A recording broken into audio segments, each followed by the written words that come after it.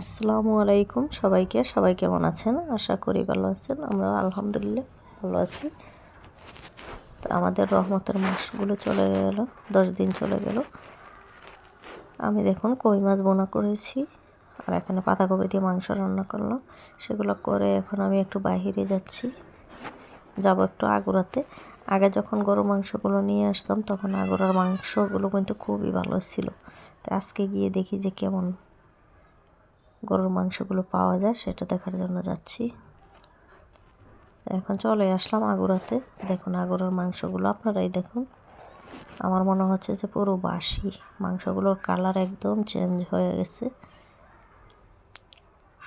আমি অল্প একটু মাংস আনার জন্যই 1 কেজি পরিমাণ রানের মাংস আনতে গিয়েছিলাম।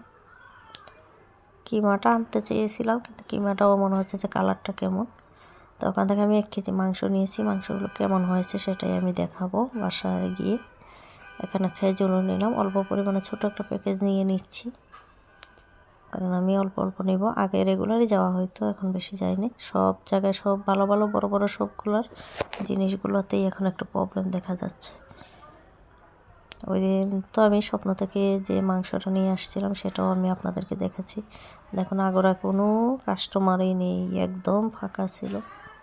সবাই এখন লোক চালাক হয়ে গেছে। এই যে খেজুরটা নিলাম, আর এই যেখানে 1 কেজি গরুর মাংস নিয়েছি। দেখুন এখন আমি বিল করে নিচ্ছি।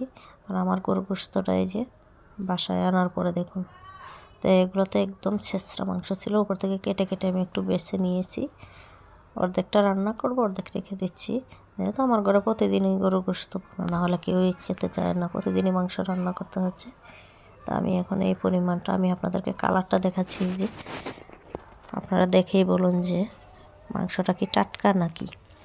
আমার তো মোটেও মনে হচ্ছে না যে মাংসটা টাটকা। কি করার, কিছুই করার নেই, কারণ ঢাকা শহরে আমরা তো আর নিজের চোখে দেখি না যে গরু জবাইটা। কী আর বলবো, গ্রামের বাড়িতে যেমন একটা গরু জবাই হলে সবাই ভাগাগুলো কিনে নিয়ে আসে, টাটকা রান্না করা হয়, এত মজার লাগে, খুবই ভালো লাগে। দেখুন কালারটা কেমন। তো এটুকু আমি রেখে দিব, আর করার মধ্যে যেটুকু আছে সেটুকু একটু বোনা করে নিব। তো এখন একটু ছাদে চলে আসলাম। তো আমার গাছে কিন্তু প্রতিদিন মাসাল্লাহ একটা একটা করে টমেটো পাকে। তো আমি একটা একটা এটা মুড়ি মাখানোর মধ্যে একটা একটা টমেটো দিই। টমেটোগুলো একদম মিষ্টি মিষ্টি লাগে, মানে আপনারা কাঁচাই খেয়ে ফেলতে পারবেন। তো সবাই আমার গাছের জন্য দোয়া করবেন। আল্লাহ হাফেজ।